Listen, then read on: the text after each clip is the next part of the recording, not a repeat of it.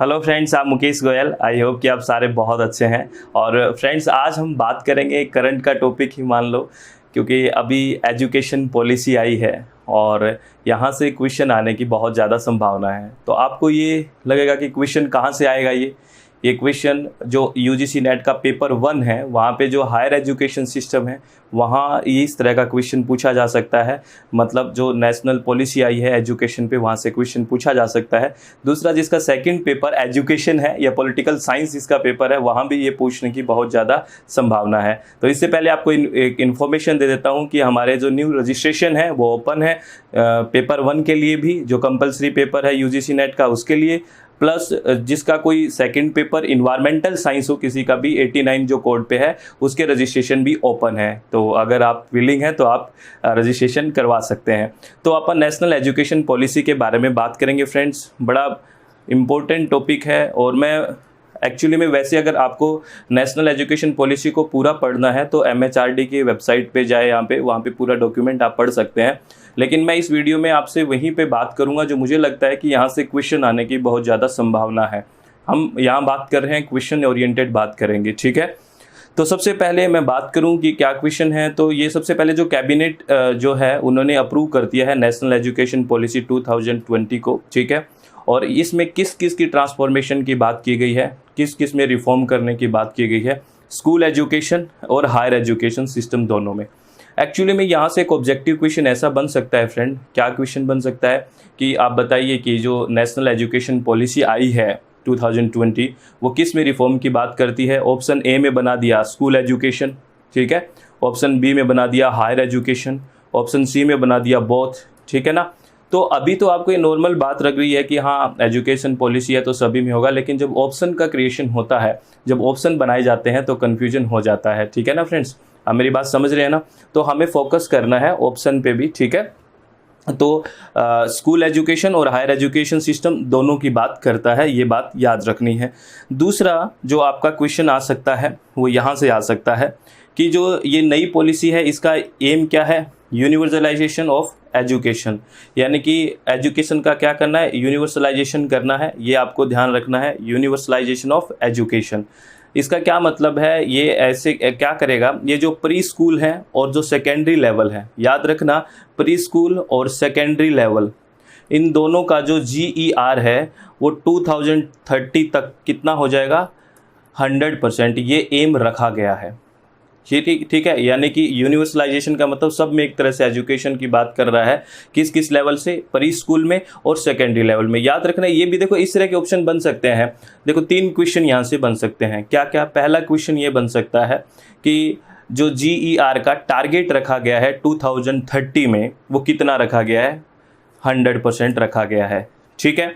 दूसरा ये पूछ सकते हैं कि जो 100% GER टारगेट रखा गया है वो कौन कौन से लेवल के लिए रखा गया है, तो प्री स्कूल के लिए और सेकेंडरी लेवल के लिए, ठीक है। तीसरा क्वेश्चन ये पूछ सकते हैं कि प्री स्कूल और सेकेंडरी लेवल के लिए जो 100% GER रखा गया है वो कब तक अचीव करने की बात की गई है, वो की गई है 2030 तक। तो यहाँ से 3 क्वेश्चन बनने की संभावना है। आप मेरी बात समझ रहे हो ना फ्रेंड्स। ऐसे ही चित्त को रिलैक्स करके, शांत करके अच्छे से सारी चीज़ों को नोट डाउन करना है, सब समझ में आ जाएगा, ठीक है। आप खुश रह के अच्छे से पढ़ाई करिए बस, ठीक है। और दूसरी बात, क्या क्वेश्चन आ सकता है, ये आपको तो ये बात पता ही है कि जो फर्स्ट एजुकेशन पॉलिसी होगी ये 21st सेंचुरी की, ठीक है। और ये जो एजुकेशन पॉलिसी आई है ये किसको रिप्लेस करेगा, ये जो नेशनल पॉलिसी ऑन एजुकेशन 1986 था उसको रिप्लेस करेगा। यानी कि कितने साल बाद आया है, ऐसा भी क्या पता कोई क्वेश्चन बन ही जाए। आपसे ये पता करने के लिए आपकी पुरानी वाली पता है क्या, तो ये पूछ ले भी कितने साल बाद रिप्लेस हुई है, तो 34 ईयर बाद। कितने बाद, 34 ईयर, 34 साल बाद। ये आपको ध्यान रखना है। ध्यान रखोगे, चलो रखना पड़ेगा, ठीक है ना फ्रेंड्स। आगे क्या है, ये हमने बात करी ली कि जो न्यू एम है पॉलिसी का वो कितना है, 2030 तक 100% है। यहाँ मैं एक चीज़ और बता देता हूँ, GER क्या होता है, पीछे मैंने बताया नहीं था। GER है ग्रोस इनरोलमेंट रेशियो। क्या है, gross enrolment ratio, gross enrolment ratio, ठीक है ना। यानी कि कितने बच्चे इनरोल हो गए उसका रेशियो है ये, ठीक है। समझ में आ गई बात, चलो ठीक है। अच्छा, ये जो ग्रॉस इनरोलमेंट रेशियो है जो हमें प्राप्त करना है 100% 2030 तक, ठीक है, ये इसके लिए क्या करेगा, जो नेशनल एजुकेशन पॉलिसी 2020 है वो क्या करेगा, 2 crore out of school children है उसको मेन स्ट्रीम में वापस लेके आएगा। यानी कि उनको जो स्कूल छोड़ चुके हैं, आउट ऑफ स्कूल स्ट्रीम थे, आउट ऑफ स्कूल चले गए थे, 2 करोड़ स्टूडेंट को वापस back into the main stream लेके आएगा। कौन? ये इस पॉलिसी में ये बात की गई है, नेशनल एजुकेशन पॉलिसी में। तो आपको ये बात देखो, फिर यहाँ से मैं क्वेश्चन की बात कर लेता हूँ। ऐसे ऐसे देखो क्वेश्चन, छोटे छोटे क्वेश्चन बनते हैं। क्या बनते हैं? ये भी बन जाए कि कितने स्टूडेंट्स को लाने की बात हो रही है, 2 करोड़ स्टूडेंट्स की। बन जाते हैं कई बार इजी क्वेश्चन भी, फैक्चुअल बेस्ड भी क्वेश्चन बनते हैं, ठीक है ना। और इसके माथे पे जो अभी आगे आएगा, इसके माथे पे तो सबसे इम्पोर्टेंट लिखूंगा मैं, मुझे ये सबसे इम्पोर्टेंट लगा, ये बात पूछी जाने की बहुत ज़्यादा संभावना है।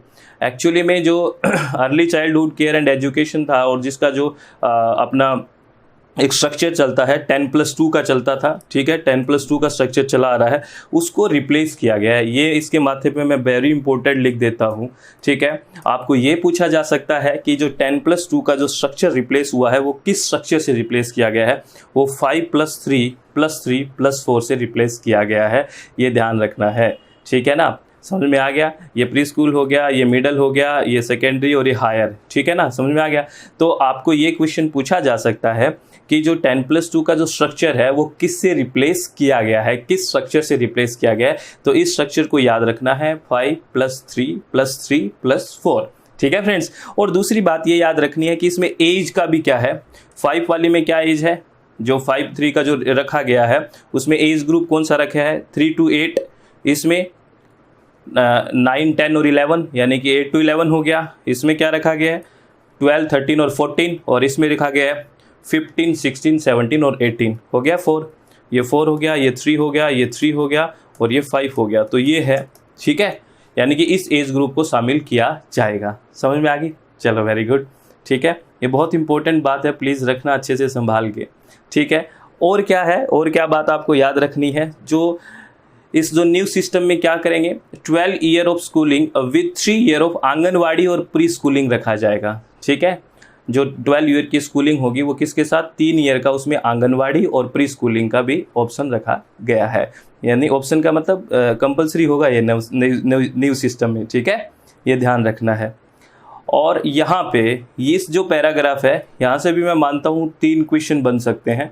क्या क्या 3 क्वेश्चन बन सकते हैं? सबसे पहले NCP-FECCE, इसकी फुल फॉर्म क्या है, इसके भी मैं माथे पे इम्पोर्टेंट लिख देता हूँ और आप भी अपने दिमाग में इम्पोर्टेंट लिख लेना। क्या पूछेंगे? NCP-FECCE की फुल फॉर्म पूछी जा सकती है। तो इसकी फुल फॉर्म है national curricular and pedagogical framework for early childhood care and education, ये इसकी फुल फॉर्म है। पहला क्वेश्चन तो ये बन गया। दूसरा क्वेश्चन बन गया कि NCP-FECCE को कौन डेवलप कर रहा है, यानी कि इस तरह के करिकुलर को कौन डेवलप कर रहा है। तो इसको डेवलप कर रहा है NCERT, ये क्वेश्चन बन गया, ठीक है। क्योंकि इस तरह के क्वेश्चन बनते हैं, ठीक है। आपसे ये ऑप्शन कैसे देंगे, ऐसे दे देंगे NCP-FECCE को डेवलप्ड बाय, ठीक है, तो डेवलप्ड बाय NCERT ऐसे दे देंगे। या फिर इस तरह से ऑप्शन दे देंगे कि कोई और डिपार्टमेंट का नाम दे देंगे, जैसे NAC के द्वारा किया जा रहा है, UGC के द्वारा किया जा रहा है, इस तरह के ऑप्शन दे देंगे ना, समझ रहे हो ना आप। तो हमें क्या करना है, NCERT इसका डेवलपमेंट कर रहा है, किसका, NCP-FECCE का। इसकी फुल फॉर्म हो गई, कौन डेवलप कर रहा है, ये बात होगी। 2 बात होगी। तीसरी बात, ये जो करिकुलर डेवलप किया जा रहा है ये किस एज ग्रुप के लिए किया जा रहा है, या किस एज ग्रुप के तक के बच्चों के लिए किया जा रहा है, up to the age of 8 साल की उम्र तक के बच्चों के लिए। ये क्वेश्चन नंबर 3 बन गया। अरे बन गया ना, ऐसे ही बन जाएंगे, ठीक है ना, ध्यान रखना है, ठीक है। और इसके माथे पे तो मैं वेरी इंपॉर्टेंट लिखूंगा, बहुत ही इंपॉर्टेंट है ये टर्म, तो ठीक है, बहुत इंपॉर्टेंट है। ये नेशनल असेसमेंट सेंटर, ये क्या है, परख। परख हिंदी का वैसे शब्द है, आपने देखा होगा, परख, जांचना किसी को। एक्चुअली में आपको पता है असेसमेंट है ना, बड़ा इश्यू है, किसी का इवैल्यूएशन करना या असेसमेंट करना। आप UGC नेट की ही बात करते हैं फ्रेंड्स, तो आपको पता है कि आप पहले इसका सब्जेक्टिव था 2 पेपर, फिर ऑब्जेक्टिव हुए, फिर अब कंप्यूटर बेस्ड ऑब्जेक्टिव है। तो ये इवैल्यूएशन का जो असेसमेंट का तरीका है, क्योंकि कैसे होता है, जैसे आपने बड़ी अच्छी तैयारी करी, बहुत बढ़िया से मन लगा के तैयारी करी, बिल्कुल चित्त को शांत करके रिलैक्स करके, लेकिन हुआ क्या कि कोई ऐसा ना हो किसी के साथ कि ऐसा हुआ कि फर्स्ट डे उसमें कुछ प्रॉब्लम होगी, तबीयत खराब होगी, तो वो एग्ज़ाम में बहुत अच्छा परफॉर्म नहीं कर पाया, तो नेगेटिव चला गया रिजल्ट, तो आपको फेल बोल दिया गया, तो कहीं ना कहीं हम डिमोटिवेट हो सकते हैं। तो ये असेसमेंट का कोई अच्छा तरीका नहीं है, यानी कि सुमेटिव इवैल्यूएशन बहुत अच्छा नहीं होता, क्योंकि वो रेगुलर बेसिस पे नहीं होता। तो इसी के लिए एक नया असेसमेंट सेंटर परख की बात की गई है, और इसमें रेगुलर बेसिस पे रहेगा, ठीक है ना। तो यहाँ पे क्वेश्चन क्या पूछेंगे, ये परख क्या है, तो आपको नेशनल असेसमेंट सेंटर की बात करता है, और परख की फुल फॉर्म क्या है, आपसे ये पूछा जा सकता है। तो P for performance, A for assessment, R for review, और A for analysis, K for knowledge, और H फॉर होलिस्टिक डेवलपमेंट।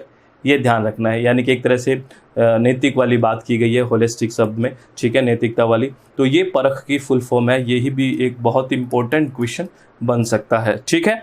ये तो हम स्कूल एजुकेशन की बात कर रहे थे कि न्यू एजुकेशन पॉलिसी जो आई है उसमें स्कूल एजुकेशन के बारे में क्या बातें की गई है। अब अगर हम बात करें हायर एजुकेशन की फ्रेंड्स, तो हायर एजुकेशन की बात और कर लेते हैं कि इस पॉलिसी में हायर एजुकेशन की क्या बातें हैं। मैं फ्रेंड्स वही बात कर रहा हूँ जो मुझे इंपॉर्टेंट लगी कि यहाँ से क्वेश्चन बन सकते हैं, और मैं फिर बता देता हूँ कि अगर आपको पूरा डॉक्यूमेंट पढ़ना है तो MHRD की वेबसाइट से जाके आप पढ़ लें पूरा डॉक्यूमेंट। हायर एजुकेशन की बात करें तो एक एम रखा गया है कि 2035 तक, यानी कि 2035 तक हमें जो GER है, ग्रोस इनरोलमेंट रेशियो है हायर एजुकेशन में, वो कितना करना है, 50% करना है। मेरी बात समझ रहे हो। इस पॉलिसी की आप एक बात देखिए, ये पॉलिसी लागू हो गई तो इसके एम 2035 तक, 2035 तक एम रखे गए हैं, ये भी बात आप देख लेना, यानी कि 15 साल के दायरे में एम है, ये 2035 का आ गया ना। तो हायर एजुकेशन का क्या किया गया है, जो GER है, ग्रोस इनरोलमेंट रेशियो है, वो 2035 तक कितना करना है, 50%। तो यहाँ से भी क्वेश्चन बनता है कि हायर एजुकेशन में GER का टारगेट कितना रखा गया है, 50%। कब के लिए रखा गया है, कब तक, यानी कि 2035 तक। और तीसरा क्वेश्चन ये बन सकता है कि अभी कितना है GER, अगर हायर एजुकेशन की बात करें रिसेंटली 26% है, ठीक है ना फ्रेंड्स। ये भी क्वेश्चन इंपॉर्टेंट हो जाता है। मेरी बात समझ रहे हो ना, चलो ठीक है, वेरी गुड, समझना चाहिए, ठीक है। बस चित्त को शांत रखें हम, और सब बढ़िया है जीवन में, ठीक है। आगे क्या है, अगर अभी बात करें 2018 का, अगर 26.3, वो जो एग्जैक्ट 26 बोला था ना मैंने, वो 26.3 दिया हुआ है कुछ कुछ डॉक्यूमेंट्स में, तो 26.3 देख लेना, अबाउट 27 या 26 बोल देते हैं, तो 26.3 है। और 2035 में टारगेट कितना है अपना, 50%, 50%, ठीक है। आगे अब ये टारगेट कैसे पूरे करेंगे भाई, हायर एजुकेशन में आपको GER बढ़ाना है, तो 3.5 करोड़ 3.5 करोड़ नई सीट के लिए ऐड करेंगे हायर एजुकेशन इंस्टीट्यूट्स में, यानी कि 3.5 करोड़ नई सीटें अलॉट करने के लिए, यानी कि जगह बना देंगे, 3.5 करोड़ और स्टूडेंट आ सकते हैं। ये ध्यान रखना है, ये भी डाटा याद रखना है कि कितने स्टूडेंट्स के या कितनी सीट्स को ऐड करने की बात की गई है हायर एजुकेशन में, 3.5 करोड़। और क्या बात है, ये जो पॉलिसी है इसका और एम क्या है, जो यूथ और अडल्ट हैं उनका लिटरेसी रेट कितने करने की बात की गई है, 100%। मैं बात कर रहा हूँ लिटरेसी रेट की, लिटरेसी रेट कितनी करने की बात की गई है, 100% की, किस में, यूथ एंड अडल्ट में। और एक फिर मैं माथे पे इसको वेरी इंपॉर्टेंट इस पे लिख देता हूँ, ये मुझे बहुत इंपॉर्टेंट लगा कि सेंटर और स्टेट मिलके दोनों साथ काम करेंगे, और इसका जो पब्लिक इन्वेस्टमेंट है in education sector to reach 6% of GDP at the earliest, ठीक है ना। ये 6% ऑफ द GDP जो पब्लिक एजुकेशन सेक्टर में इन्वेस्टमेंट का जो डाटा है, ये भी आपको याद रखना है। पूछा जा सकता है कि कितना परसेंट GDP का, 6% ऑफ GDP। आपको समझ आए, ये कुछ कुछ बातें हैं, कुछ बातों को आपको और भी अगर पढ़ना हो तो मैं फिर कह रहा हूँ डॉक्यूमेंट में जाके पढ़ना, लेकिन ये बातें ज़रूर देख लेना, यहाँ से क्वेश्चन आने की बहुत ही ज़्यादा संभावना है फ्रेंड्स, ठीक है। और मैं बता देता हूँ कि पेपर 1 जो कंपलसरी पेपर है और पेपर 2 जो इन्वायरमेंटल साइंस है उसके रजिस्ट्रेशन ओपन है। अगर आप विलिंग हैं तो आप रजिस्ट्रेशन करवा सकते हैं। और फ्रेंड्स अपने चित्त को शांत रखें, रिलैक्स रखें, सेल्फ मोटिवेटेड रखें, इससे ज़्यादा और कोई भी मोटिवेशन नहीं होता। अपने आप को मोटिवेटेड रखें कि करेंगे, अच्छे से होगा, सब बढ़िया होगा। तो आप खुश रह के पढ़ाई करें। All the very best. Thank you, thanks a lot friends.